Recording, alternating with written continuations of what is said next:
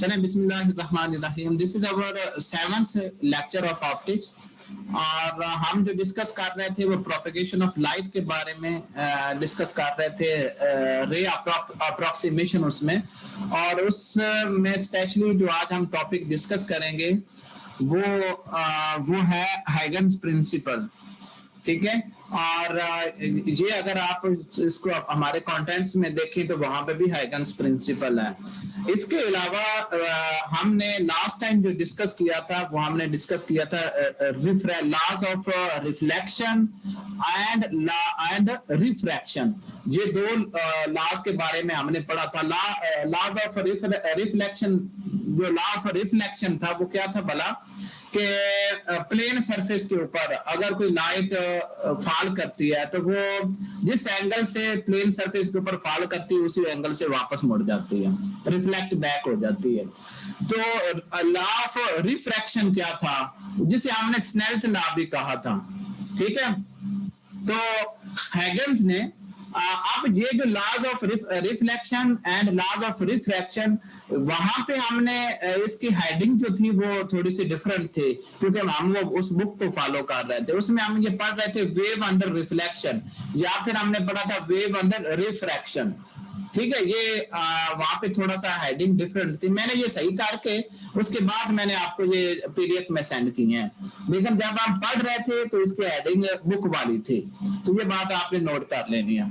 अच्छा, हम डिस्कस करेंगे हैगन्स प्रिंसिपल, और उसके बाद इस बुक के जो चैप्टर में डिस्पर्जन है या टोटल इंटरनल रिफ्लेक्शन है, ये आपके सिलेबस में नहीं है। ठीक है, मैं चाहता हूं कि मैं आपको ये भी कवर करवाऊं, लेकिन इस तरह फिर हम हमारा जो प्लान दिया हुआ है उसके मुताबिक हम नहीं चल पा रहे। क्यों नहीं उस प्लान के मुताबिक चल पा रहे? क्योंकि पहले हमने काफी सारे टॉपिक जैसे नेचर ऑफ लाइट है, ये हमने पढ़ा, लेकिन ये आपके जो कंटेंट्स है उनमें नहीं है। इसी तरह measurements of the speed of light, ये हमने पढ़ा है लेकिन कंटेंट्स में नहीं है। ठीक है, इसी तरह द रे approximation in the ray optics, ये हमने पढ़ा है लेकिन कंटेंट्स में नहीं है। हाँ, प्रोपेगेशन ऑफ लाइट ये है। ठीक है, तो इस तरह कुछ टॉपिक बुक में से हम वो स्किप करेंगे और हम चलेंगे जो कि आपके कंटेंट्स हैं। हाँ, जहां पे आपको जरूरत पड़ेगी किसी मतलब बेस की, वहां पे मैं कोई एक्स्ट्रा टॉपिक भी बढ़ाना पड़ा तो वो मैं आपको बढ़ा दूंगा। ठीक है, लेकिन जो चीज बढ़ाऊंगा वो फिर सिलेबस में आपके पेपर में शामिल होगी, ये बात आपने ज़हन में रखनी है। अच्छा, उसके बाद बेटा हाइगन्स प्रिंसिपल यहाँ अभी डिस्कस करेंगे। इस सेक्शन में जो हम डिस्कस करेंगे वो ये कि हम जो हमने जो लॉज पढ़े हैं रिफ्लेक्शन और रिफ्रैक्शन के, वो हमने लास्ट टाइम देखे थे, लेकिन उनको हमने मैथमेटिकली देखा था, या उसको अगर हम ज्योमेट्रिकली भी देखें तो जो है, अगर ज्योमेट्रिकली देखें, इसको हम कहते हैं ज्योमेट्रिकली अगर हम उनको प्रूव करें, इसको हम कहते हैं कि this is known as Huygens principle. Huygens principle इसको क्यों कहते हैं? क्योंकि सबसे पहले 1678 में हाइगन्स ने सबसे पहले ये जो लॉज हैं इनको ज्योमेट्रिकली स्टडी किया, और उसी ने ये मेथड प्रपोज किया, जो कि ये जो मेथड लॉ ऑफ रिफ्लेक्शन और लॉ ऑफ रिफ्रैक्शन को ज्योमेट्रिकली प्रूव करते हैं। अच्छा, इसके बाद है हाइगन्स प्रिंसिपल जो है, this is a geometric construction. इसने ज्योमेट्रिक कंस्ट्रक्शन किस तरह, मतलब अंडरस्टैंडिंग के लिए इसने किस चीज को यूज किया? इसने अपना वो नॉलेज यूज किया जो कि हम पहले वेव फ्रंट के बारे में पढ़ चुके हैं। वेव फ्रंट के बारे में जो हमने लास्ट लेक्चर में पढ़ा था वो था वो किस काम के लिए हमने हमारा वो नॉलेज किस काम के लिए यूज हो सकता है? To determine the position of a new wave front. के एक आप वेव फ्रंट बन रही, एक वेव प्रोपेगेट कर रही थी, हम कहते थे कि अगले किसी नेक्स्ट सरफेस के ऊपर उसका वेव फ्रंट की पोजीशन लोकेट करने के लिए हम इसको यूज करते थे। तो हाइगन्स प्रिंसिपल क्या है, उसकी स्टेटमेंट क्या है? ये जो अभी जो मैं स्टेटमेंट पढ़ने लगा हूं, ये आपने एज इट इज याद भी करनी है। ठीक है, क्योंकि पेपर में अमूमन पूछा जाता है कि इस प्रिंसिपल की स्टेटमेंट बता दो, तो वो फिर आपको आनी चाहिए। तो इसकी स्टेटमेंट क्या है कि all points on a given wave front are taken as point sources. ठीक है, आप पॉइंट सोर्स वो मैं आपको फिर थोड़ा सा पीछे लेके जाऊंगा, पॉइंट सोर्सेज को मैं रिपीट करूंगा। अगर तो आप फिजिकली बैठे होते तो मैं आपसे ये बात पूछता। हमने 3 केसेस लास्ट टाइम डिस्कस किए थे। ये कहा था कि अगर एक स्लिट है और उस स्लिट में कोई ओपनिंग है और ओपनिंग जो है उसकी जो विड्थ है उस ओपनिंग की, वो उसको हमने कंपेयर किया था किसके साथ, with the wavelength of the incident light, with the wavelength of incident light, I mean incident of wavelength of incident rays, या फिर हम कह सकते हैं कि wavelength of incident waves। ठीक है, जो इंसिडेंट वेव्स है उनकी वेवलेंथ के साथ हमने कंपेयर किया था। हमने जो कहा था कि अगर 3 केसेस हमने डिस्कस किए थे। पहला केस क्या था, अगर ये जो ओपनिंग है जिस ओपनिंग को हमने डी से रिप्रेजेंट किया था, अगर डी जो है, if D is much larger than the wavelength of incident light, then what will happen, वो हमें उस स्लिट के बाद ऐसे लगेगा जैसे वो वेव सीधी पास हो गई, उनके लिए कोई रुकावट नहीं थी। सेकंड हमने ये देखा था कि if the wavelength lambda is equal to the width of the slit, यानी lambda is nearly equal to किसके था, b के बराबर था।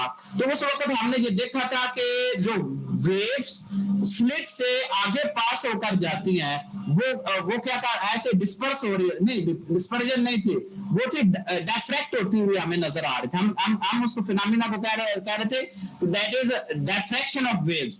ठीक है, तीसरा केस हमने ये पढ़ा था, when lambda is much greater than the width of the opening, width of the hole in the slit। उस केस में हम ये देख रहे थे कि अगर होल छोटा सा है, वेवलेंथ बड़ी है, तो क्या होता था, हमें ऐसे बाहर की तरफ जैसे एक पॉइंट सोर्स से, एक पॉजिटिव चार्ज से इलेक्ट्रिक फील्ड लाइंस बाहर की तरफ निकलती हुई नजर आती हैं, उसी तरह वो एक छोटे से सुराख से वेव्स या रेज बाहर निकलती हुई नजर आती हैं। तो अच्छा, ये बात मैंने आपको रिपीट इसलिए की है क्योंकि आप फिर अच्छा इस तरह की ओपनिंग में से जब रेस बैक निकल रही होती है, हम कहते हैं कि that is just like a point source. तो क्योंकि हम पॉइंट सोर्स का जिक्र कर रहे हैं इसलिए मैंने वो रिपीट किया। All points on a given wave, all points on a given wavefront are taken as point sources for the production of spherical secondary waves। secondary waves पैदा होती हैं तो उनका वेव फ्रंट हम देखते हैं। इन जो secondary waves, spherical secondary wave जो पैदा होती हैं, इनको हम वेवलेट्स कहा करेंगे।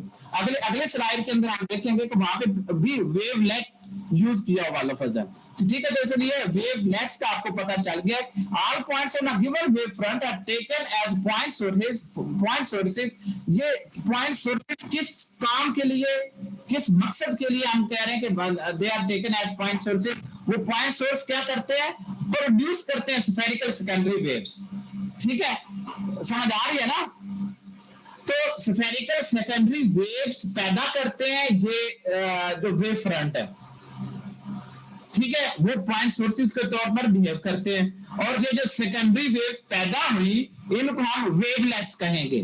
ठीक है, ये जो वेवलेट्स है ये प्रोपेगेट कैसे करते हैं, अब हम उसका जिक्र करेंगे। That propagate outward through a medium. वो एक मीडियम से बाहर की तरफ, जैसे स्लिट में से हम कहते थे ना बाहर की तरफ निकल रही हैं, रेज निकल रही हैं, जैसे पॉइंट सोर्स है, with speeds characteristic of waves in the medium, यानी जिस मीडियम में वो ट्रैवल कर रही होती है उनकी स्पीड उस मीडियम के एतबार से होगी। लास्ट टाइम हमने पिछले लेक्चर में हमने ये देखा था कि जो किसी भी मीडियम के अंदर स्पीड ऑफ लाइट जो है वो डिपेंड करती है मीडियम की प्रॉपर्टीज के ऊपर, जो मीडियम की कैरेक्टरिस्टिक्स है उनके ऊपर डिपेंड करती है। आफ्टर सम टाइम इंटरवल, जब थोड़ा सा वक्त गुजर जाता है, the new position of the wave front is the surface tangent to the wavelets. ठीक है, जो नई पोजीशन होगी वेव फ्रंट की वो कौन सी होगी, is the surface tangent to the wavelets होगी। ठीक है, आगे चलते हैं। आगे फिगर में और ज्यादा डिटेल से बताया हुआ है। ये मिसाल के तौर पर ये हमारे पास एक लाइन है, इस लाइन में से वेव्स गुजर रही हैं, ठीक है, ये ओल्ड वेव फ्रंट कहा हुआ है।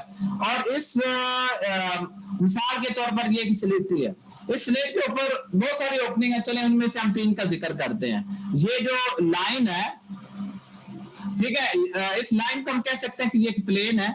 इस प्लेन को लेबल किया हुआ है ए प्राइम से, और इसमें से 3 होल लिए हुए हैं, एक ये जो डॉट लगे हुए हैं, ठीक है। अब ये डॉट में से जब आगे वेव गुजरेगी तो हम कहेंगे कि आगे वेव फ्रंट बनेंगे। वो वेव फ्रंट जिस प्लेन के ऊपर बनेंगे हम कहेंगे वहां पे हमने कर्व्स ड्रा कर दिए, और इन कर्व्स का जो सेंटर होगा वो वही पॉइंट होगा जिस पॉइंट से ये निकल रही है, ठीक है। वही पॉइंट, मिसाल के तौर पर ये नीचे वाला ये जो डॉट है, ये इस सर्कल का, इस कर्व का क्या होगा, सेंटर होगा। अब यहां से लेके यहां तक का जो डिस्टेंस है, इस वेव फ्रंट तक का जो डिस्टेंस है, इसे हम सी डेल्टा टी लिख सकते हैं। आपको पता है ना, S is equal to V delta T, जो मोशन की इक्वेशन है। तो वी डेल्टा टी की जगह पे यहाँ पे सी डेल्टा टी लिखा हुआ है। सी वेलोसिटी ऑफ लाइट है, डेल्टा टी जितना टाइम इसको लगा जहां पहुंचने में, ठीक है। तो इस तरह हम कैलकुलेट कर सकते हैं। हाँ, इसी चीज को आगे स्फेरिकली शो किया हुआ फिगर बी के अंदर। ये जो बी है इसमें स्फेरिकली शो किया हुआ है, तो इन दोनों में फर्क कोई नहीं है। तो इसलिए आपने इन चीजों को अंडरस्टैंड कर लेना है। At T is equal to 0 the wave front is indicated by the plane labelled as A prime in Huygens construction. each point on this wave front is considered as a point source, ठीक है। जो ये 3 point हमने लिए ये point source के तौर पर एक्ट कर रहे हैं। इसको for clarity only 3 points are taken, ये आपको पता चल गया, मैंने बता दिया। और उसके बाद with these sources for the wavelets we draw circular arcs, इसकी जगह पे हम मतलब सर्कुलर आर्क्स ड्रा कर दिए जिसका सेंटर वही पॉइंट होगा, और इसका जो रेडियस होगा वो कितना होगा, सी डेल्टा टी के बराबर होगा। Wave C is the velocity of light and delta T is time taken, and the surface drawn tangent to these wavelets is the plane b prime, ठीक है। जैसे हैगन्स प्रिंसिपल ने बताया, में जो पीछे स्टेटमेंट हमने पढ़ी थी वो यही बता रहा था कि the surface drawn tangent to, यानी इन कर्व्स के ऊपर अगर हम टेजेंट लें तो ये प्लेन बन जाता है बी प्राइम, मतलब ये लाइन बन जाती है। आपको पता है ना, सर्कल के ऊपर अगर टेजेंट ड्रा करें तो वो किसी एक पॉइंट पे उस सर्कल को टच कर रहा होता है। ये 3 सर्कल थे हमारे पास, 3 सर्कल्स के ऊपर टेजेंट हम ड्रा करेंगे तो ये हमारे पास प्लेन आ जाएगा, बी प्राइम आ जाएगा। इसी तरह फिगर बी में जो कंस्ट्रक्शन है वो स्फेरिकली दिखाया गया है, मतलब ये यहाँ पे एक प्लेन था, सीधी लाइन थी, यहाँ पे एक कर्व है, तो उससे कोई फर्क नहीं पड़ता, वो इसे अंडरस्टैंड आप कर सकते हैं, ठीक है। आगे हम बेटा देखते हैं, 1 मिनट में आपके मैसेज देख लूं, कोई सवाल तो नहीं है। हाँ ठीक है बेटा, ओके हम आगे चलते हैं। We know now we derive the laws of reflection and refraction using Huygens principle. Huygens principle को यूज करते हुए हम वही पुराने लॉ जो कल हमने पढ़े थे, लॉ ऑफ रिफ्लेक्शन और लॉ ऑफ रिफ्रैक्शन, उनको हम साबित करेंगे। The line A B represents a plane wavefront of the incident light just as ray 1 strikes the surface। जो ए बी प्लेन है, ये ए बी ये वाला प्लेन, ये किसके नॉर्मल है, ये नॉर्मल टू द रे 1 है, ठीक है। एट दिस इंस्टेंट, इस लम्हे पे क्या होता है, the wave at A sends a Hagen wavelet. जिस तरह यहाँ पे हम कह रहे थे पिछली स्लाइड में कि यहाँ पे अगर जब लाइट टकराएगी या यहाँ से निकलेगी तो आगे एक वेव फ्रंट बन जाएगा, और जहाँ पे वो वेव फ्रंट बनेंगे उनके ऊपर अगर टेंजेंट ड्रा करें तो ये प्लेन बन जाता है, या जिस तरह ये बड़ा सर्कल उनके ऊपर बन जाता है जब टेंजेंट ड्रा करें तो, ठीक है। तो एक वेव फ्रंट बन गया, कहाँ पे वेव, जब ये रे 1 जहाँ पे आकर टकराई तो डी पॉइंट के ऊपर ये वेव फ्रंट बन गया, ठीक है। ये यहाँ पे एक वेव फ्रंट बन गया जिसे जो कि पॉइंट डी के ऊपर है। एक मिनट होल्ड कीजिए।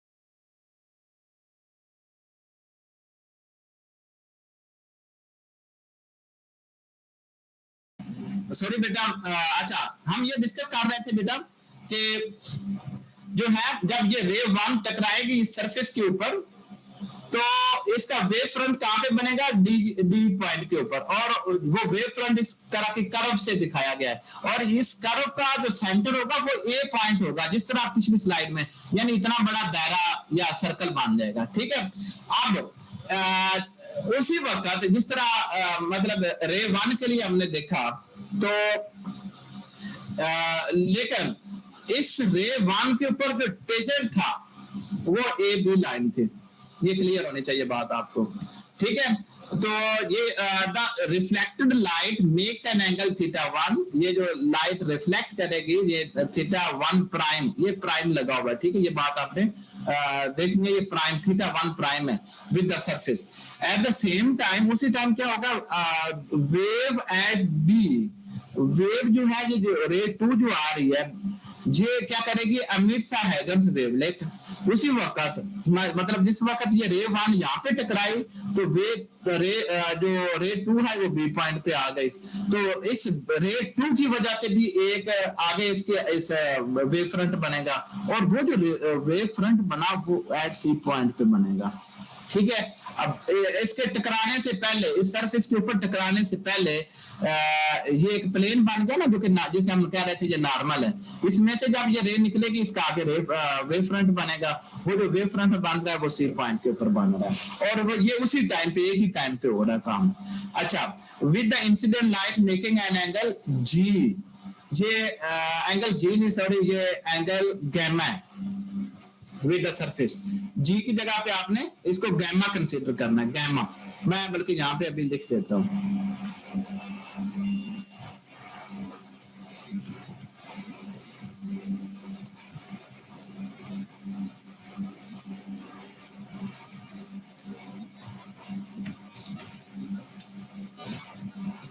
ठीक हो गया बेटा, ये मैंने गैमा लिख दिया ताकि क्लियर हो। अच्छा, नेक्स्ट चलते हैं। फिगर जो है ये शो करती है कि दीज वेवलेट्स, जो वेवलेट जो बने, एक डी पॉइंट के ऊपर बना, एक सी पॉइंट के ऊपर बना, after a time interval delta T time गुजरने के बाद क्या होता है, आफ्टर विच रे टू स्ट्राइक द सरफेस, कुछ टाइम एक तो ये वेव फ्रंट बन गए ना, जब रे वन जो है ए पॉइंट पे आई, रे टू जो है बी पॉइंट पे आई और इनके वेव फ्रंट बन गए और यहाँ से आप ये टाइम जीरो था, T is equal to zero था, अब टाइम चलना शुरू होगा, delta T time for example ले लेते हैं। डेल्टा टी टाइम गुजरने के बाद जो रे टू है ये स्ट्राइक करती है सरफेस के ऊपर, सी पॉइंट के ऊपर। ठीक है, ये सीधी आ रही थी, यहाँ पे टकराई, जब ये टकराई चूंकि both ray one and ray two move with the same speed, light of course एक मीडियम में तो एक स्पीड के साथ मूव करेगी, we must have A D is equal to B C, और ए जो ए से लेकर डी तक का डिस्टेंस है ए डी, यानी इस पॉइंट से वेव फ्रंट तक का डिस्टेंस, और बी से लेके मतलब बी पॉइंट पे बी प्लेन के ऊपर उस वक्त वेव थी और इसका जो वेव फ्रंट बना था वो सी पॉइंट के ऊपर बना था। ए डी और बी सी आपस में बराबर, क्योंकि टाइम हम same, delta T time same ले रहे हैं, और अगर टाइम सेम ले रहे हैं और उसके जो लाइट की स्पीड है वो भी सेम है, तो इस तरह जितना ये डिस्टेंस ट्रेवल होगा वो भी सेम होगा। और उसे हमने अभी लिखा था, इसे हम सी डेल्टा टी लिख सकते हैं। कहाँ से हमें ये सी डेल्टा टी की इक्वेशन कहाँ से मिली, क्योंकि मोशन की जो इक्वेशन है S is equal to V delta T हम लिख लेते हैं ना, उस वजह ये डिस्टेंस है उसे हम लिख रहे हैं सी क्यों कह रहे हैं, क्योंकि हम वेलोसिटी ऑफ लाइट की बात कर रहे हैं। The reminder of our analysis depends on geometry, ये ज्योमेट्री के ऊपर डिपेंड करेगा, और जो भी हमने मतलब ज्योमेट्रिकली हमने फाइंड करना होगा या कुछ ट्रिगोनोमेट्रिक रिलेशन है वो हम यूज करेंगे। ठीक है, ये यहाँ पे एक बात आपने नोट कर लिया कि ये जो दो ट्राइंगल्स बन रही हैं, एक रे वन यहाँ पे स्ट्राइक करने के बाद इस लाइन के ऊपर जो परपेंडिकुलर था इस रे के ऊपर ए बी प्लेन था, तो एक हमारे पास ए बी सी ट्राइंगल बन जाएगी, दूसरी ए बी सी ट्राइंगल, हमारे पास दो ट्राइंगल्स बन गए। चूंकि इसमें दो एंगल और दो साइड्स आपस में बराबर है और सॉरी दो साइड्स आपस में बराबर है, ए डी और बी सी। अभी हमने कहा कि ए डी और बी सी आपस में बराबर है और इन दोनों का हाइपोटेन्यूज दोनों ट्राइंगल्स का सेम है। ठीक है, अगर दो साइड्स आपस में बराबर है तो हम कहते हैं कि ये जो दो ट्राइंगल्स हैं ये कांग्रुएंट हैं आपस में, मुतमासिल है, उर्दू में मुतमासिल कहेंगे। तो कोसाइन गैमा जहां से अगर आप फाइंड करें cosine gamma that will be equal to B C over A C. और अगर कोसाइन गैमा प्राइम फाइंड करें, ये वाला एंगल कंसीडर करें, तो ये ए डी ओवर ए सी के बराबर है। गैमा जो है ये किसके बराबर होगा? 90 माइनस थीटा 1 के होगा। 90 माइनस थीटा 1, ये थीटा 1 है, इसके बराबर होगा। और जो गैमा प्राइम है that will be equal to 90 degree minus theta 1 prime.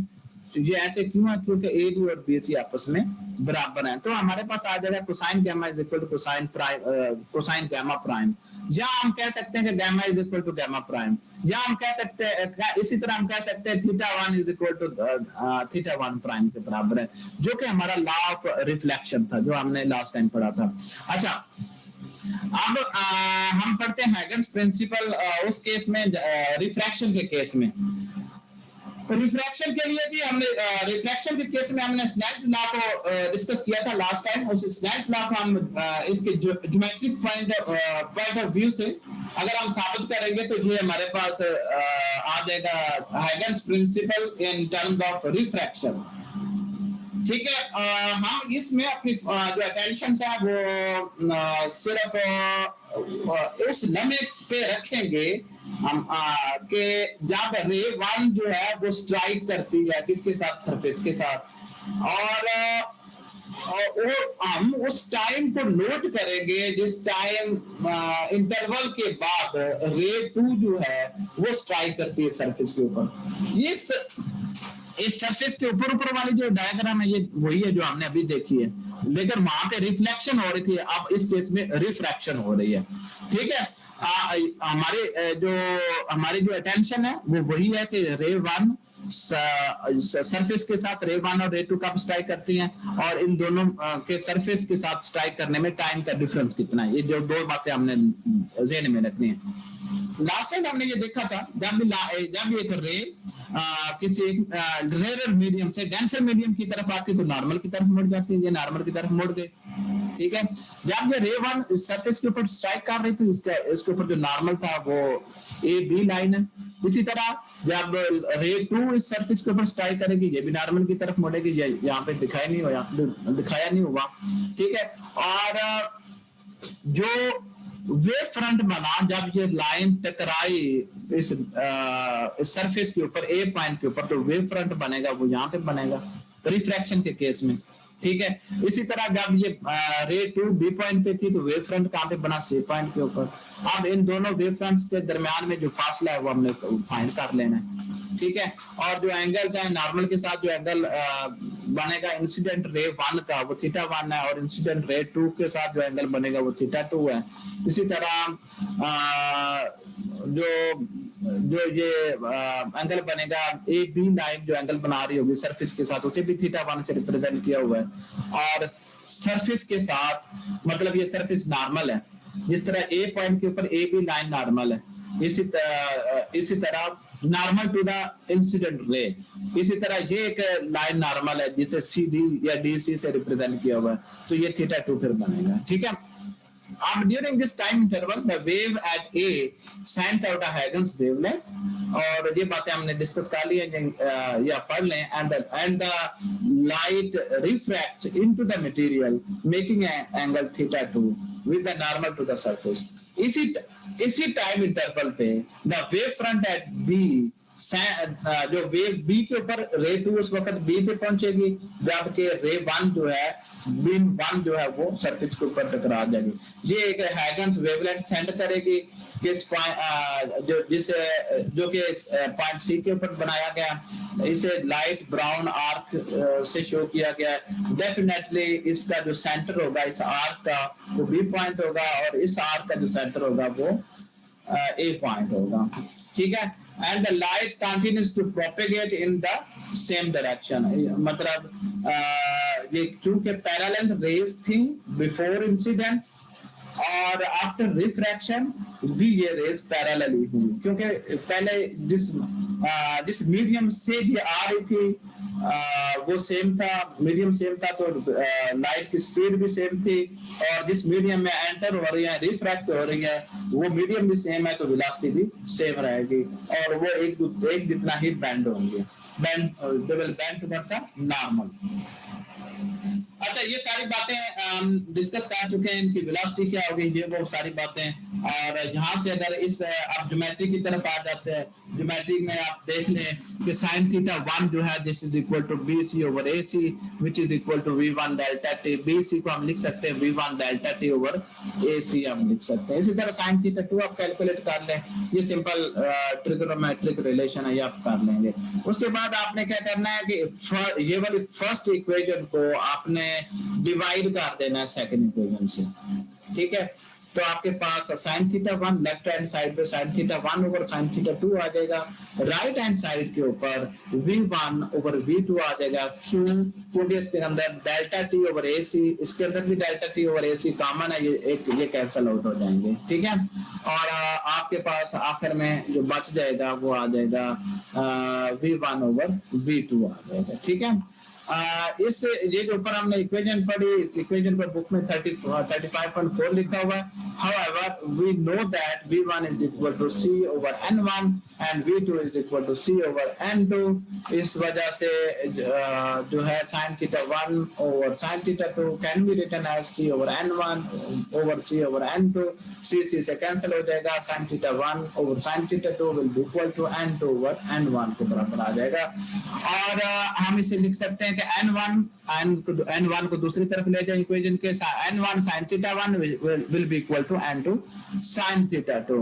This is Stan's law of refraction, जिसे हमने ज्योमेट्रिकली भी देख लिया। Thank you very much. अगर कोई क्वेश्चन है तो बेटा पूछो।